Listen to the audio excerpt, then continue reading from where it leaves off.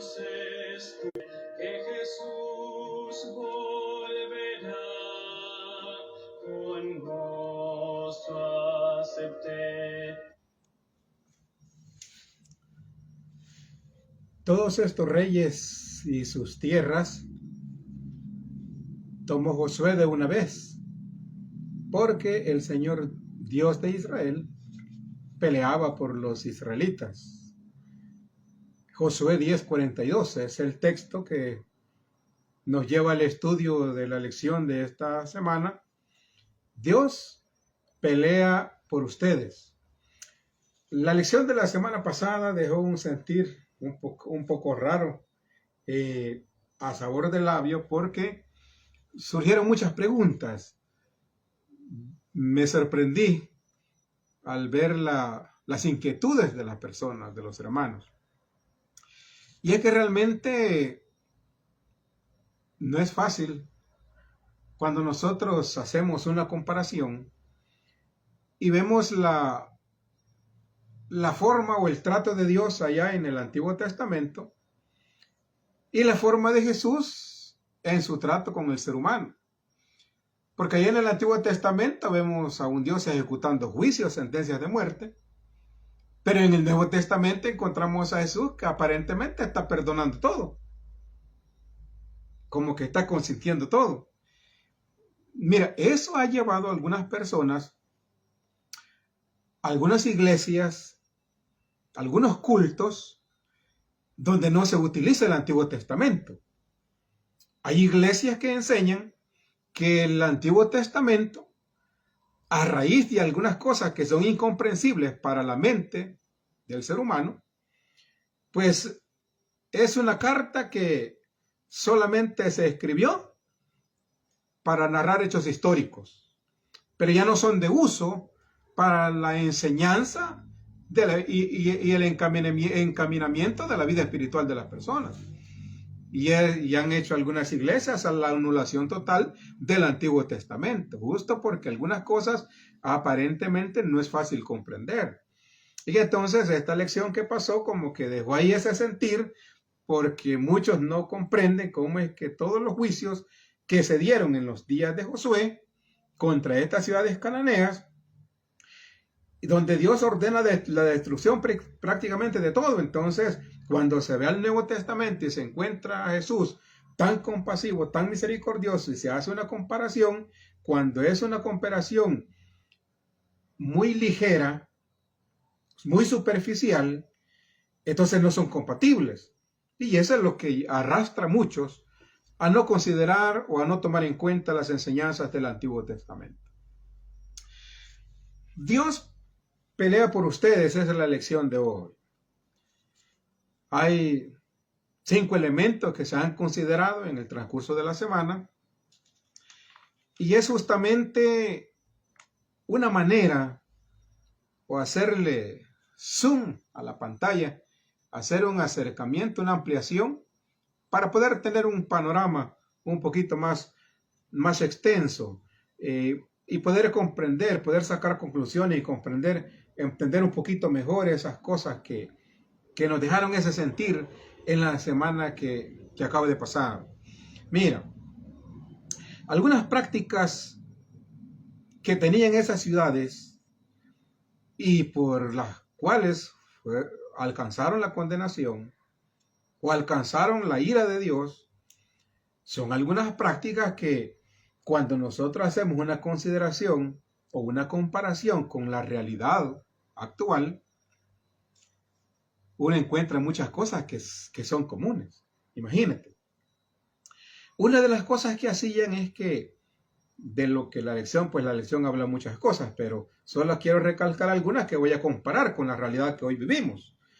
Porque hoy estamos ya en el año 2025. Imagínate cuántos años, 3.500 años que quedaron atrás, todas estas historias, y queremos hacer una comparación, traerlo a la actualidad.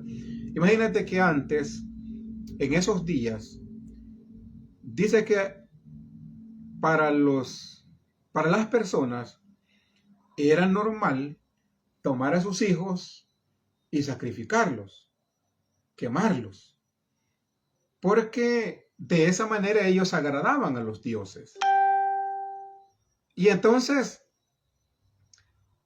bueno, el sacrificio simbolizaba la fe en un dios, pero un dios extraño, porque la arqueología ha descubierto que los dioses que tenían esos pueblos, esas culturas, eran demonios. Algunos dioses estaban simbolizados por esqueletos, por calaveras. Y entonces los estudios han demostrado que esas personas tenían una idolatría bastante inmensa, bastante grande. Y eso les llevaba a hacer los sacrificios de los niños. Eso pues se ha considerado como un culto a Satanás, un culto abierto a los demonios. Ahora, ¿qué es lo que pasa en la actualidad? Hay lugares en varios países del mundo donde las religiones que nosotros llamamos religiones satánicas son credos, son enseñanzas que hacen el sacrificio de los niños. De hecho, que el día 31 de octubre hay lugares, hay naciones donde se hacen esas prácticas, donde hay una desaparición masiva de niños. Algunas veces son 13 niños, algunas veces 20 niños. Pero cada año esas sectas demoníacas hacen sacrificios de niños. Y eso está documentado. Ahora, eso es lo que hacían en el Antiguo Testamento. Cuando nosotros vemos que llega un punto en que Dios decide ejecutar un juicio contra esas naciones, y eso nos lleva al segundo capítulo de la lección, y es justamente que Dios, igual que en el Nuevo Testamento con el Señor Jesucristo, muestran siempre compasión, porque ellos, el Padre, el Hijo y el Espíritu Santo, están abiertos a que se haga un análisis, una pausa. Mira, Dios cuando ordena la destrucción de los pueblos por ese tipo de prácticas, otra cosa que hacían, que por supuesto Dios en el libro de Deuteronomio les prohibió a los israelitas, porque les dijo, cuando tú entras a esas ciudades para poseerlas, no hagas estas prácticas, no andes consultando a los muertos, no andes pasando a los niños por el fuego. Ahora, en este siglo, después de miles de años, ¿será que todavía se sigue practicando el consultar a los muertos? Porque tú sabes que cuando la persona muere, como lo describe la palabra de Dios, que vuelve al polvo y allí va a permanecer. Y ya no tiene más parte, dice el libro de Eclesiastés, ya no tiene más parte en todo lo que se haga debajo del sol. Ahora, pero seguirá la humanidad después de tanto tiempo, tantos años que hoy creemos que no debe de haber ignorancia, pero ¿será posible que siempre las personas siguen haciendo este tipo de prácticas? Eso tú lo conoces, tú lo sabes bien. Pero ese tipo de prácticas de no aceptar las cosas como Dios las ha establecido es lo que causa la ira de Dios. Porque Dios ha dejado, todo tiene establecido, todo tiene un curso. Y así como Dios lo estableció, debiese de permanecer. Pero al ser humano le fascina transversar y tomar su propio rumbo, darle su propio sentido a las cosas. Entonces, en los comentarios, es increíble que a estas alturas y con toda la luz y con todas las iglesias, con todas las denominaciones cristianas que existen, todavía se desarrollen en nuestro mundo este tipo de prácticas. No debes, cuando Dios le ordenó a Israel, tú no debes consultar a personas espiritistas, a hechiceros, a sortílegos. ¿Qué pasa en este siglo? Mira, a veces las personas en una manera inocente, tal vez por conservar su salud, tienen que ir a centros espiritistas. Y esos centros espiritistas oficialmente ellos están autorizados para operar. Tienen su estación de radio, tienen sus canales de televisión y constantemente están haciendo invitaciones, se están promoviendo, haciendo invitaciones. Si tú sientes que no encuentras medicina, no hay medicamentos, te hacen exámenes los médicos, no encuentran nada en tu cuerpo, entonces aparentemente estás sano, pero tú te estás muriendo, no tienes paz, no tienes tranquilidad, entonces alguien te ha hecho un daño y tienes que venir y te vamos a sanar. Y ese es el mensaje que se escucha en todas partes. Y hay personas que realmente han consultado a su médico y le dice al médico, óigame, los exámenes, los análisis no arrojan nada, entonces posiblemente su problema esté en la mente. Y entonces, pues viene la persona y dice, entonces si no me hay nada, pero yo no estoy bien, algo otro dirá, bueno, yo trabajo y no tengo que comer, mis negocios van quebrando, todo me va saliendo mal. Y entonces viene alguien y le dice, no, ya deje de sufrir, pare de sufrir y haga que todo le empiece a salir bien. Y entonces lo llaman, lo invitan para ir a consultar. Y esos centros espiritistas están autorizados en un siglo donde no debiera haber ignorancia. Ahora, ¿qué es lo que hace el juez? Mira, el segundo elemento que la elección consideró, que se llama el juez supremo, es un juez neutral. Porque yo te voy a decir una cosa, Dios no tiene nada en contra de las naciones. Dios no tenía nada en contra de los cananeos, en contra de las personas. Porque eso está registrado en todas las páginas de la Biblia. El Señor dice, porque el Señor no quiere la muerte del impío, sino que el impío se arrepienta y se vuelva de sus malos caminos. Es decir, que se vuelva a Dios, que deje de hacer lo malo, que deje los tiempos de la ignorancia, dice el apóstol San Pablo, para llegar al conocimiento. Ahora bien, pero ¿qué pasa cuando las personas no aceptan? Cuando las personas no retroceden, están en una dirección y la persona no retrocede.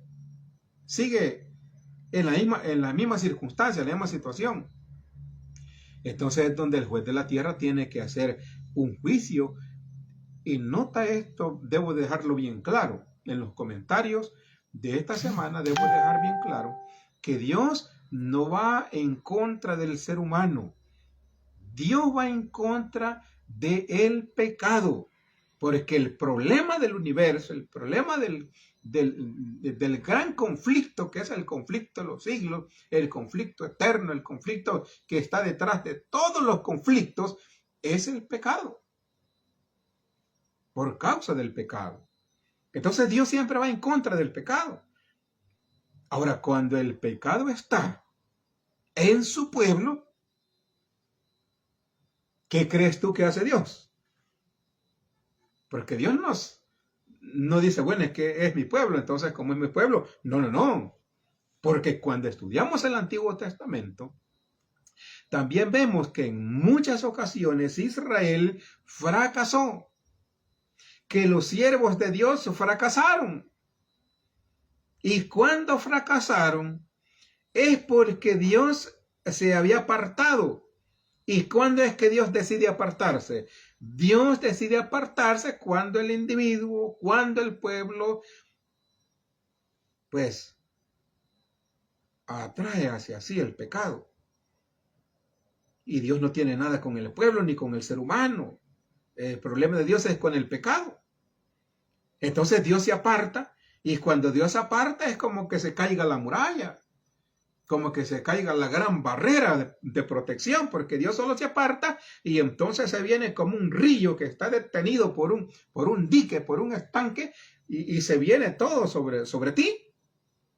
Pero no es porque Dios tenga algo contra ti, contigo, con el ser humano. Dios no tiene nada con el ser humano, no tiene nada en contra del ser humano. Pero sí, el problema es el pecado. Ahora, Dios va a ir contra el pecado donde el pecado esté en su pueblo o esté afuera de su pueblo. Y en esta ocasión, en los capítulos de Josué, nosotros vemos que el pecado estaba en los pueblos cananeos. Y el Señor pues organizó la destrucción, determinó la destrucción, así como lo hizo con los ninivitas, así como lo hizo con Sodoma y Gomorra, así como lo hizo con los antediluvianos. Él puso sentencia, una sentencia definitiva. Pero mira que esa sentencia siempre iba acompañada por un llamado, por un último llamado, una última consideración. Dios siempre dejó un tiempo de gracia. Mire que Jonás, cuando entra a la ciudad de Nínive, Jonás, él no dice, ya va a caer el fuego al cielo, no, que él da un tiempo. Y si Jonás está diciendo, dentro de 40 días Nínive será destruida, en esos 40 días, ¿qué iba a hacer la gente? Los que creían el mensaje, ellos podían irse de Nínive. Ellos podían reconciliarse con el Señor. Ellos tenían varias opciones, varios caminos. Dios le dijo a sus discípulos, cuando miren la abominación asoladora que está en Jerusalén, entonces huyan a los montes. O sea, la destrucción no es repentina, no es de momento, sino que la destrucción se anuncia. ¿Para qué? Para que el que crea pueda escapar. Mira qué hizo Rahab. Rahab allá en Jericó, pues ella escapó, y no solo escapó ella, escapó toda su familia. ¿Pero por qué? Porque ella creyó. O sea, Dios envía su palabra. Y qué interesante, yo voy a leer este pasaje que pues a mí me encanta, y espero que este pasaje tú tienes que manejarlo. Cada líder de PC, cada maestro de escuela sabática, cada anciano de la iglesia, cada pastor debe manejar Deuteronomio 20. Mira cómo dice el verso 10. Cuando te acerques a una ciudad para combatirla, le intimirás la paz. Y si respondiere paz, y te abriere todo el pueblo que en ella fuere hallado, te será tributario, y te servirás. Pero si la ciudad no hiciere paz contigo, y emprendiere guerra contigo, entonces la sitiarás. Y sitiarla es ya para destruirla, porque sitiarla es empezar a matarla. Sitiarla es rodearla y evitar que le ingresen recursos. Una ciudad sitiada perdía el acceso a los alimentos, perdía el acceso al agua, a las provisiones, a todo lo básico. Y eso empezaba a hacer que las ciudades se desesperaran. Pero antes de sitiarla, el consejo, el mandato de Dios a Israel, pues fue que primero hiciera la paz, que de forma diplomática pudiera establecer las condiciones que Dios quería. Y Dios, su mensaje fue, mira, todas estas naciones, pues, a toda esta gente debe sacarla de esa tierra, no deben de estar ahí, porque van a contaminar tus creencias, tu fe. Pero eso sí, que tú vas a llegar a la ciudad y vas a ofrecer paz. Y si la ciudad no aceptara, entonces debe destruirla. Y allí es donde dice la lección, o el versículo de memoria. Todas esas ciudades tomó Josué de una vez, porque el Señor peleaba con ellos. O sea, el de la iniciativa es Dios. Pero el anhelo de Dios era que las personas encontraran la luz. Y créeme que esas ciudades habían tenido muchas oportunidades, porque habían oído muchas historias de los patriarcas. Habían escuchado muchas experiencias de los hijos de Dios. Y cómo Dios ganaba las batallas por ellos. O sea, ellos tenían testimonios grandes. Y sin embargo, pues tristemente, estas naciones no recapacitaron, no reflexionaron. Tristemente quiero decirles, Dios tiene la misma forma de operar con los pueblos y con el ser humano. Por ejemplo, en la actualidad hace de la misma manera. El Señor primero hace una invitación, primero hace un llamado, primero hace una reflexión, primero motiva. Y mira que hay hombres que ofrecieron su vida para hacer esa labor, porque Dios utiliza seres humanos. Dios utiliza a los hombres para que ellos hagan esa labor. Y haciendo esa labor, ¿cuántos no han padecido? ¿Cuántos han sufrido? Así como la Biblia registra la historia de muchas personas que fueron sacrificadas, que fueron condenadas por hacer esa labor de tratar de hacer reflexionar al ser humano, pues por ello fueron condenados a la muerte.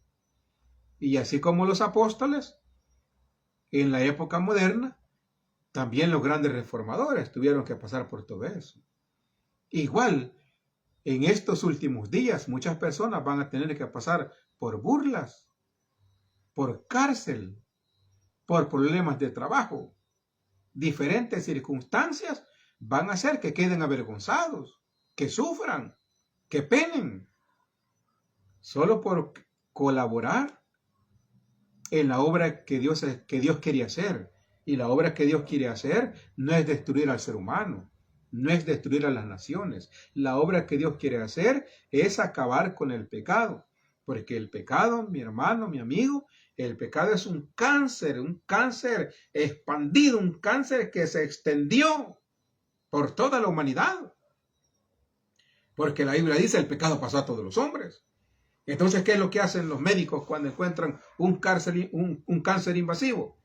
Inmediatamente tienen que aplicar, si es posible, tienen que aplicar las quimioterapias, tienen que aplicar los cobaltos, porque ellos quieren reducir, quieren desprenderlo de los órganos de donde se ha expandido, quieren desprenderlo hasta hacer un pequeño núcleo, una pequeña masa, a reducir el tumor, y de ahí donde está ese núcleo, de ahí lo van a extirpar, pero no quieren tocar todo, por eso es que empiezan a hacer las quimios para reducir ese tumor.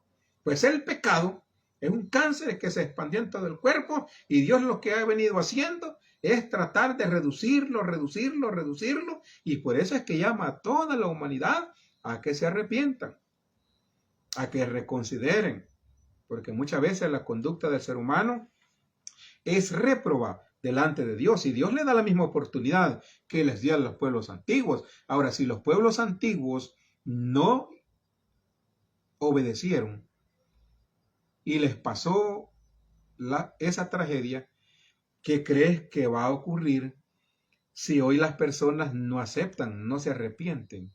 Si las personas llevan un ciclo vicioso de mal y no lo quieren abandonar, entonces ¿qué crees que va a ocurrir? Pues le va a ocurrir lo mismo que en las naciones del Antiguo Testamento.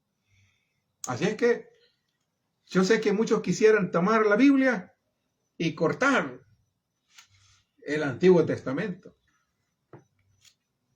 pero no pueden hacerlo. Ahí está.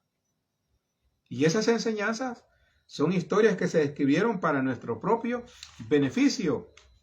Mira, el tercer tópico de la lección es pues el Señor, créeme que Él está interesado en que todo termine, en que estos conflictos terminen. Ahora, como hemos venido conflicto tras conflicto, surge la pregunta, entonces, ¿pero cuándo se van a terminar estos conflictos? ¿Cuándo se van a acabar los juicios? ¿Cuándo se van a acabar las sentencias de muerte? Porque mira, Dios tiene sentencia de muerte para este mundo. Así como hubo sentencia en el Antiguo Testamento, así como hubo sentencia para Sodoma y Gomorra, así como hubo sentencia para los antediluvianos, así también hay sentencia para nuestro mundo. El apóstol San Pedro dice que todo va a ser consumido por el fuego. O sea, el Señor Jesucristo hizo llamados claros. Alzó su voz de forma abierta y les pidió a sus discípulos que alzaran su voz en forma abierta para decirle a este mundo, para enseñarle a las personas que hay una sentencia de muerte, hay una sentencia de juicio. Eso yo creo que que son temas espinosos porque es difícil tocarlos, las personas no quieren tocarlos, las iglesias no los quieren tocar, porque hay que desafiar, hay que hacer que las personas hagan una pausa. Y entonces cuando te pones en el camino de alguien que lleva un rumbo, su vida tiene el mejor sentido, siente que va bien, que todo está bien, y de repente tú te cruzas o te atravesas en su camino, te va a arrollar. Y por eso nadie quiere hacer eso. Pero la Biblia en sus páginas, así como en el Antiguo Testamento hubieron sentencias de juicio, en el Nuevo Testamento hay sentencias claras de juicio. Batallas y destrucciones. Y no van a terminar. ¿Sabes cuándo van a terminar? Pues van a terminar hasta que Cristo venga. Hasta que se establezca el reino de los cielos. De tal manera que nuestra esperanza, a pesar de las circunstancias y a pesar de las dificultades de esta vida, y a pesar de cosas que cuesta comprender, porque no es fácil comprender todo lo que se escribió, las personas dicen, pero ¿cómo pueden estar escritas todas esas atrocidades? ¿Y por qué hemos de estudiar esas atrocidades que se dieron en el Antiguo Testamento? Pues esas atrocidades debemos de estudiarlas, debemos de formarnos nosotros un marco de operación, cómo es que Dios opera, cómo es que Dios trata el pecado. Dios quiere erradicar el mal, no al ser humano. El problema o el cáncer o la lepra es el pecado. Y es contra lo que Dios va. Y ese pecado que está en este mundo, porque los otros mundos no cayeron. Pero ese pecado que está en este mundo, pronto va a hacer el Señor una cirugía donde va a erradicarlo por completo. Pero si ese pecado te ha alcanzado a ti, como me alcanzó a mí, como nos ha alcanzado a todos, y ese pecado nosotros decidimos sostenerlo, porque es la fe donde nos enseñaron nuestros padres, porque es la enseñanza o la doctrina que a mí me enseñaron, pero tú ya logras comprender que lo que estás haciendo no está bien, que el camino que traes no es el camino de vida. Entonces Dios no tiene problema contigo. El problema de Dios es con lo que tú tienes. Y si tú no lo sueltas, entonces sí, va a venir la destrucción. El Señor ha prometido que un día va a haber paz. De hecho, que a Jesús, pues la Biblia le llama el príncipe de paz. Yo sé de que algunas veces no es fácil, porque tomar decisiones no es fácil. Pero qué bonito que la lección de hoy nos ha traído esta enseñanza, donde dice, el Señor peleará por vosotros. Dios está de tu lado. Quiere decir que por difícil que sean las decisiones que necesitas tomar, Dios está de tu lado. Amado líder, amado maestro de la escuela sabática, que vamos a tener la oportunidad el sábado de vernos cara a cara con los miembros de la iglesia, con los miembros de la PC, con los miembros de la clase, no dejemos de transmitir a nuestros miembros que Dios no va contra nosotros, que Dios no va contra el ser humano, Dios va contra el pecado. Así es que necesitamos liberarnos, y la forma de liberarnos es atraer al príncipe de paz a nuestras vidas. Porque cuando el príncipe de paz esté en nuestras vidas, todas las tempestades externas no serán suficientes para quitarnos la tranquilidad interna. Podremos descansar tranquilos, podremos estar confiados, podremos estar contentos, con una esperanza viva